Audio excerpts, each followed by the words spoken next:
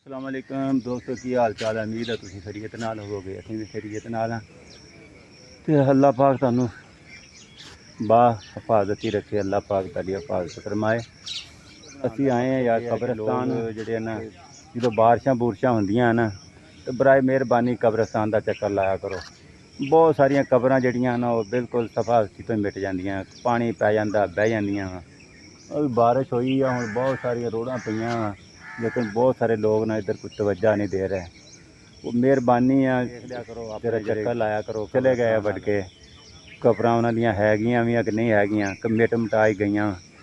चलो देख के एक दुआ फैतिहा कर जा करो, नाल इत्थे मिट्टी शिट्टी पा जा करो, कोई निशान रह जाए। बाकी सफाई का काम भी शुरू किया है। बहुत गंद बन गया सी इत्थे, वो तुहानू दिखाने हैं। बाबा ताज भी आया नाल ते यह भी लगा काम करने वास्ते। बड़ा घाह बूटी जी बड़ा चढ़ गया सीगा बाबे ताज ने, घाह ही घाह इत्थे हो गया सीगा। आ देखो बाबे ताज ने ना जिन्नी आ बूटी बाटी है सीगी ना सारा इत्थे जंगल ही बन गया सीगा। फिर ए वड के ना दोबारा हुण बाबे ताज ने ना सफाई कर दी है। ठीक ठाक हो? सुनाओ की हाल चाल आ? देखो गर्मी ना भी पुत्र की हाल चाल आ? देखो ये भी आए अपने प्यारिਆਂ ਨੂੰ मिलन वास्ते, तो तुसी भी चक्कर लाया करो कबरां दी जड़ियां ना बहुत ताकि पता लग जाए कोई ढेरियां है कित्थे। तो असीं आए हैं मरबे चक्कर लाने वास्ते। असीं क्या तेल ने जेड़े ना देख आइए अल्लाह पाक की ज़ात कितनी मेहरबानी। आए इत्थे ते मैं हाशिम नूं कह रहा सी, मैं क्या हाशिम यार आ जड़ियां बिल्लां छल्लां ना विचों मुका ला। पता नहीं अल्लाह पाक की ज़ात यही इंतज़ार करन डई है कि वल्लां पुट लो तो काम उही होया ना। असी वल्लां पुट के गए हैं तो अल्लाह पाक ने शाम नूं ना चंगी बारिश जिहड़ी ना देती है। अल्लाह पाक ने इन्ने टाइम की बारिश दी है कि हुण इनू पानी लाने की इन्हां नूं ना जरूरत कोई नहीं है। आ देखो हुण भी हाशिम विच चक्कर ला रहा है। देखो लेकिन अल्लाह पाक ने हरियाली नज़र आने लग पई है। जिथे कोई पीला पानी सी ना वो भी खत्म हो गया है। तो अल्लाह पाक की ज़ात बड़ी मेहरबान है इंसान। लो जी हुण असीं आए हैं चौधरी ये भी काम करन लगा सीगा, इनू भी याद आया कि वेलां पुट दवां।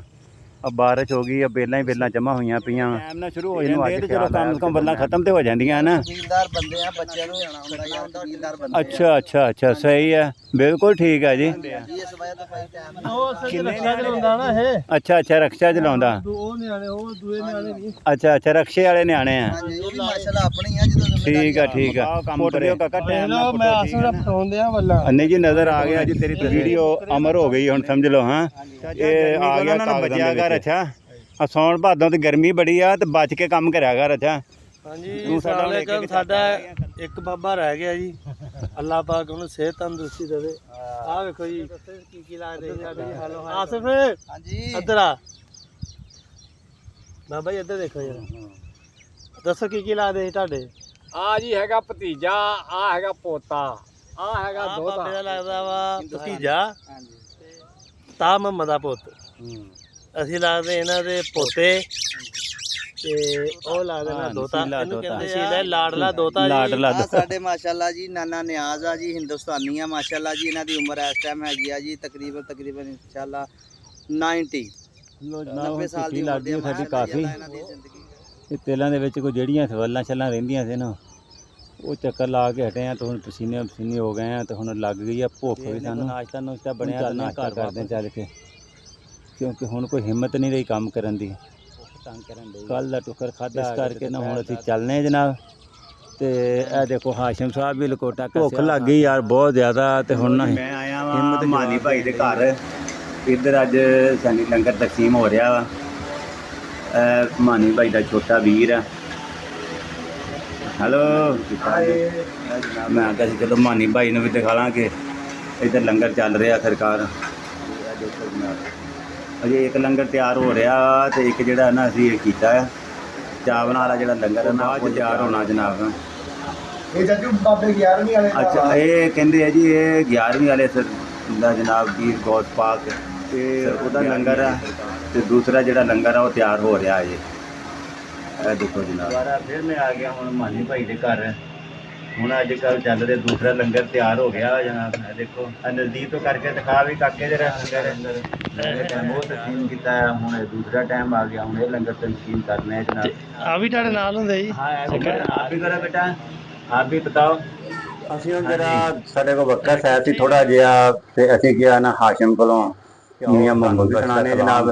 ਹਾਸ਼ਮ ਸਾਹਿਬ ਸਾਡੇ ਨਾਲ ਨੇ, ਤੁਹਾਡੀ ਮੁਲਾਕਾਤ ਕਰਾਣੇ ਨਾਲੇ ਤੁਹਾਨੂੰ ਹਮਦ ਅਵਲ ਹਮਦ ਸਨਾ ਇਲਾਹੀ ਤੇ ਜੋ ਮਾਲਿਕ ਹਰ ਦਾ ਉਸ ਦਾ ਨਾਮ ਚਿਤਾ ਕਿਸੇ ਮੈਦਾਨ ਨਹਰ ਦਾ ਤੇ ਰਹਿਮਤ ਦਾ ਇਲਾਹੀ